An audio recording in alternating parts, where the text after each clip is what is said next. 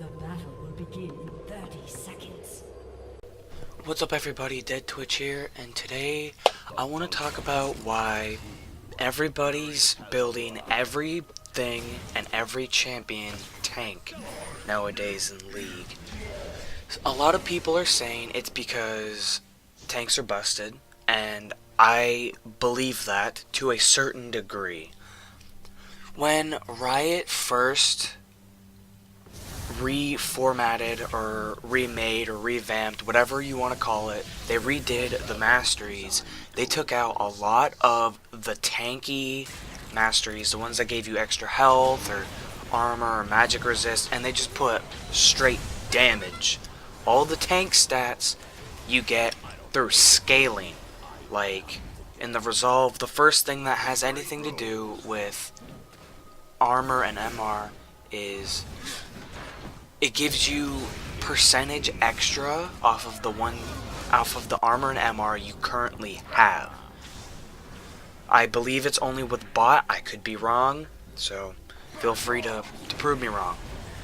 Another thing is DFT, Fervor of Battle, Grasp of the Undying, and Thunderlord's Decree all do an insane amount of damage.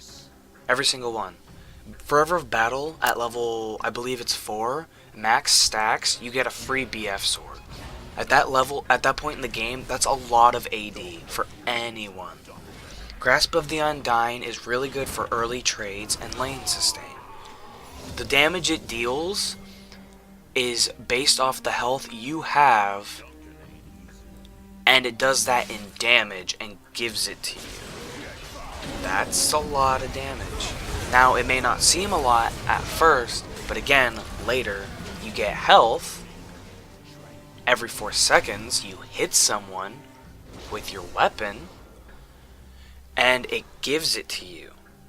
That's really good, and that's why a lot of people in top lane either take that or Thunderlords, because there's really no other valid choice. You could take Warlord's Bloodlust, but it's not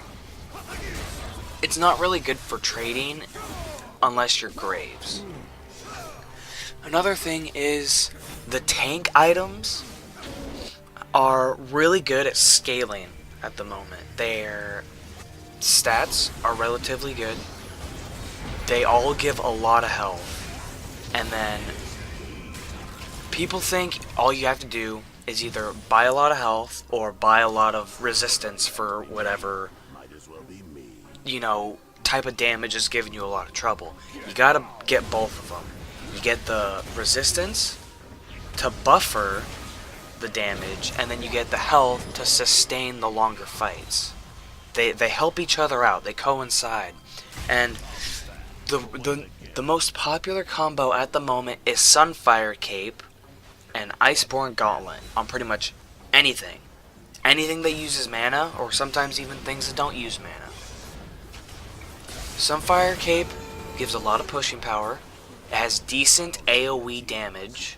Now, it may not look like a lot up front, but over the course of a sustained fight, especially against 2 tanks, that can scale up tremendously, especially since the damage is done as magic and not physical. So the armor you're buying does not stop it. And they buy it because the health you get plus the armor you get from Sunfire is pretty good by itself. And then you get the extra armor from Iceborne. You get the Sheen proc, which also gives a slow, and the AoE slow does a little bit of damage, and that scales off how much armor you have. It gives you more mana, gives you CDR, and it gives you a lot of armor. That's just really good. And those are 2 offensive, defensive moves. Now, you may have heard this from a couple other League players or even streamers, like Mercurial Scimitar is a defensive, offensive item. Bloodthirster is a defensive, offensive item. And what they mean, the best way I can explain that is, it's an item like Bloodthirster. It's an offensive item. Obviously, it gives you a lot of damage. It doesn't give you any health. It doesn't give you any armor. So its main purpose is to give you damage. but its side effects, I guess you could say, give you the opportunity to live a little bit longer. So it's for carries, like it's for high damage dealing characters to deal a lot of damage and still be able to live longer than they normally would be able to. And for Sunfire and Iceborne Gauntlet, it's the reverse. Their main focus is to give you the defense to keep you alive and to take a fuck ton of damage. But their side effects give you the extra damage to just blow someone up if you use them properly. Now, tanks kind of just run their head into you as hard as they can, as much as they can, and then you just kind of have to run away. There are a couple tanks that have always been able to do this, and the current quote-unquote meta of League has just made it easier for them to do so. One is Scion.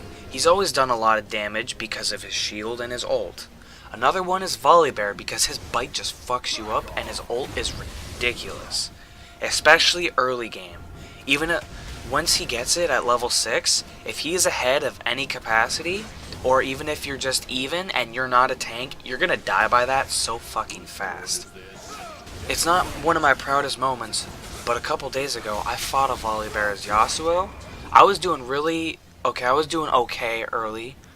I was being aggressive, like most Yasuo players are.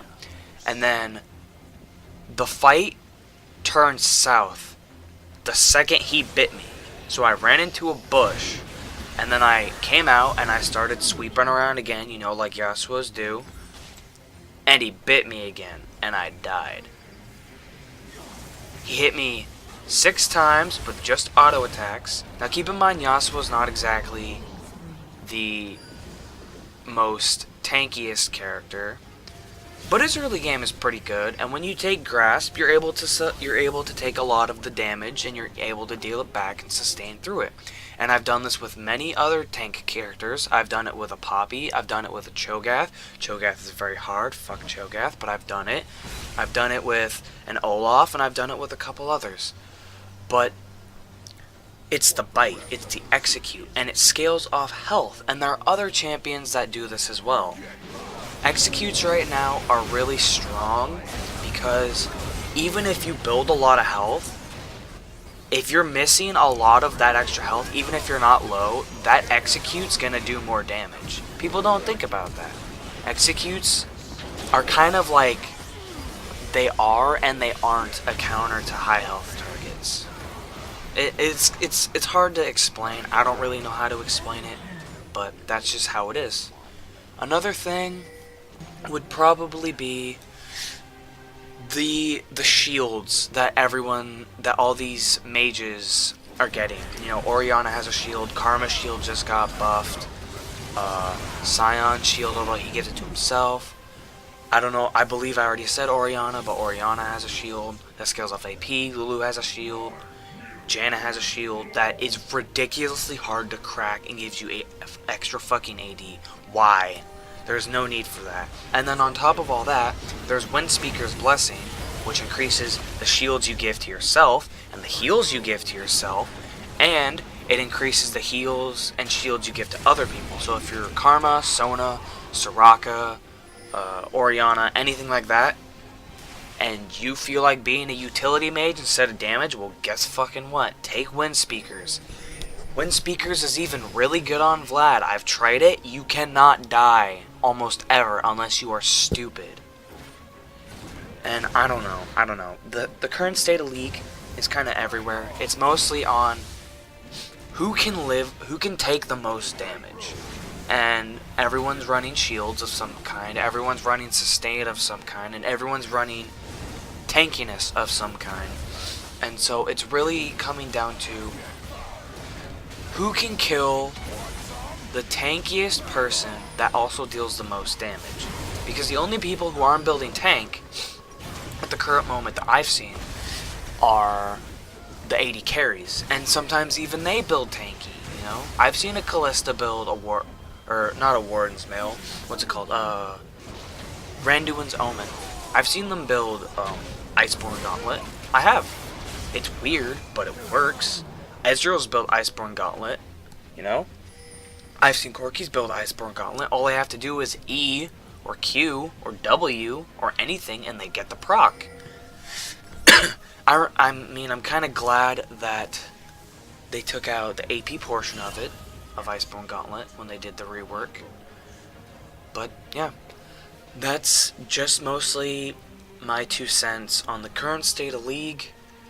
I'm sure I said some things pretty bad, or pretty horribly, I might add.